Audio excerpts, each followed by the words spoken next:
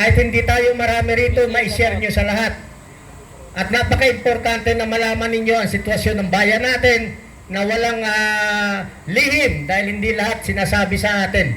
So yun ang gusto kong maunawaan ninyo sa hapon na ito. At yan ang isi-share ko sa inyo. Pakinggan yung mabuti, napaka-importante. Lahat ng senaryo, sasabihin ko sa inyo.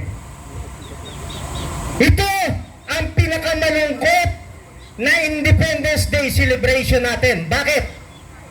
Dahil nagse-celebrate tayo ng independence, hindi dahil doon sa mga foreign oppressor natin.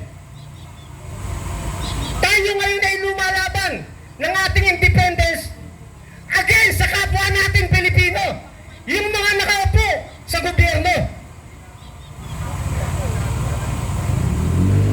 Yan po ang sitwasyon natin. Itanong nyo sa isip nyo, hindi nyo kasalanan kung bakit nakaupo sila. Hindi taong bayan ang nagupo sa kanila. Ang nagupo sa kanila, yung dayaan sa Comelec. Wala kayong kasalanan. Akala nyo nang binoto nyo sila, hindi. Sa oras na ito, alam nyo ba na nagkakalagayan na sa Comelec? Ang aga-aga pa. Alam nyo ba nakaset up na kung sino yung mananalo sa 2028? Hinuhulma na nila. Ngayon, tanong, kahit sino pa sikat, kahit sabihin nyo si BP Sara, tanong ko sa inyo, sigurado bang mananalo siya sa 2028? Sigurado ba kayo? Sigurado kayo mananalo siya na yung dayan sa Comelec nandun? Gagawin nila lahat para hindi makaupo si BP. Alisin ang Comelec. Ang dapat nating ayusin doon muna.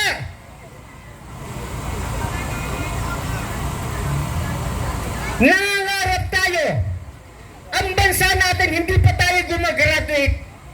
Doon sa senaryo na kung gusto natin mabago ang bansa, kailangan magpababa tayo ng isang politiko, mag-upo ng panibagong politiko.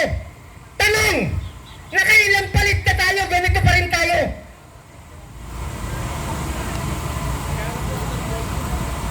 Sabihin ko sa inyo, inamin na ni Pipi, hindi niya kayang baguhin ang bansa na siya lang.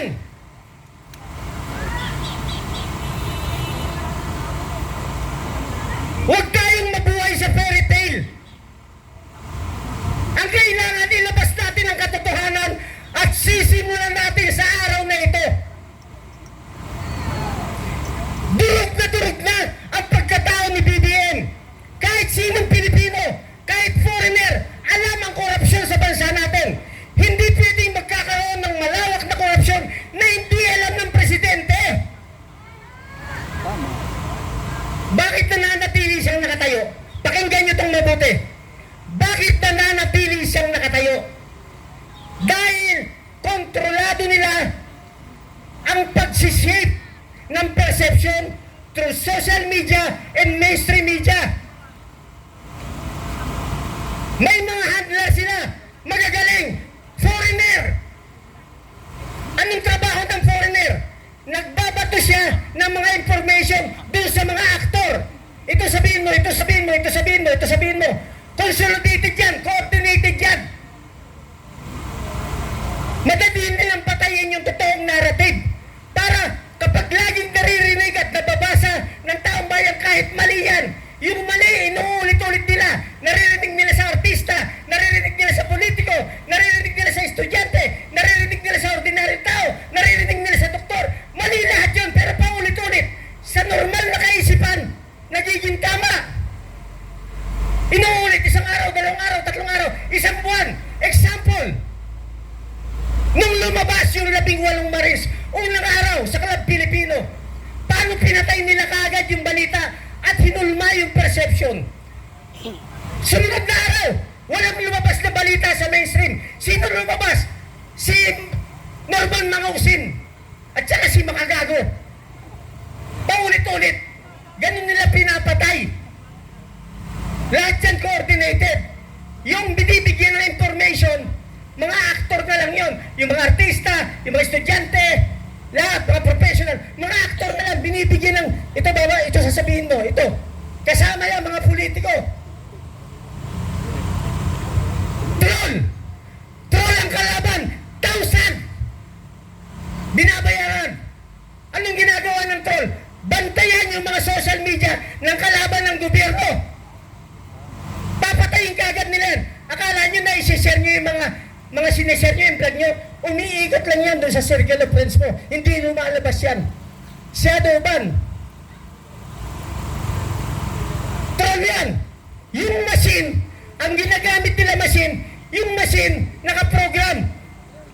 Words, sentence, paragraph, binabantayan ng machine. Sandali nilang i-block yun. Sa tao na libo, machine, paano tayo mananalo? Lahat ba nang lumalabas sa mainstream, totoo? Sagot!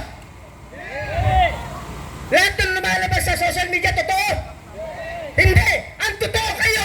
Kayo nagtsatsaga rito araw-araw! Kayo ang totoong Pilipino! Mismo.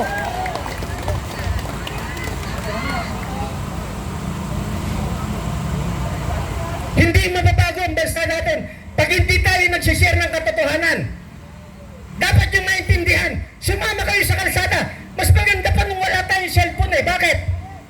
Pag sinabi mong, punta tayo doon, hala, dami kagad punta. Kasi walang balita, nasa kalsada lang balita. Bakit hindi tayo dumadami?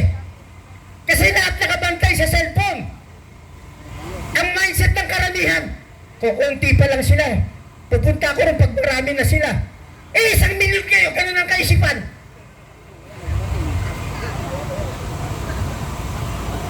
Paano tayo dadami? Hindi kailangan na sumigaw tayo na armed forces, mag-withdraw kayo ng support sa presidente. Armed forces, mag-kudeta kayo. Armed forces, ito. Hindi yun ang sigaw natin. Ang sigaw natin, huwag kayong mag-withdraw sa Pangulo. Huwag kayong lumaban sa gobyerno. Pero putang ina, supportahan niyo yung nagsasabi ng totoo.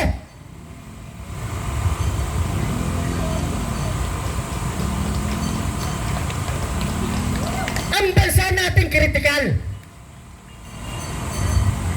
Kapag hindi nagpakita ng pwersa ang taong bayan, walang susuportang pulis, walang susuportang military. Ulitin ko, kapag hindi nagpakita ng pwersa ang taong bayan sa legal na paraan, walang susuporta sa ating pulis, walang susuporta sa ating military. Hindi pwede silang manguna.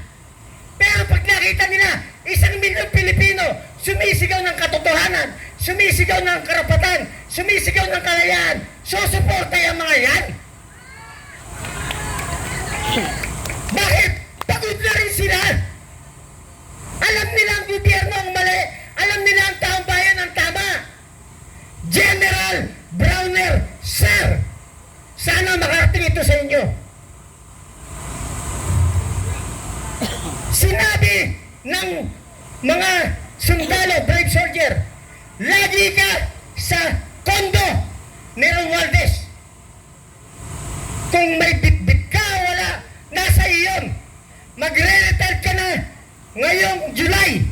Mandatory requirement. Sana makarating to sa'yo. Minsan ka na naming nakaharap face to face. Hinarap namin ang Armed Forces of the Philippines. Face to face. General Browner, lahat ng mga general niya, battle staff, from J1 to J10, face to face. At lahat ng senior generals. Sinabi namin yung problema ng bansa. Sumagot sila. Anong sagot nila? Hindi kami bulag. Hindi kami pipi. Hindi kami bigi. Yun ang sagot niya. Hanggang ngayon yung pa rin ang sagot niya, magre-retire na siya. General Browner, you will go down in history as part of the corruption ng gobyernong ito. Ulitin ko, General Browner, hindi kami sumisigaw na mag-withdraw ka ng support sa presidente. Hindi namin sinisigaw na magplano kayo ng extra constitutional means. Wala kami sinisigaw na ganun. Ang sinisigaw namin, ulitin ko sa'yo, putangina ka! Support kayo nagsasabi ng totoo.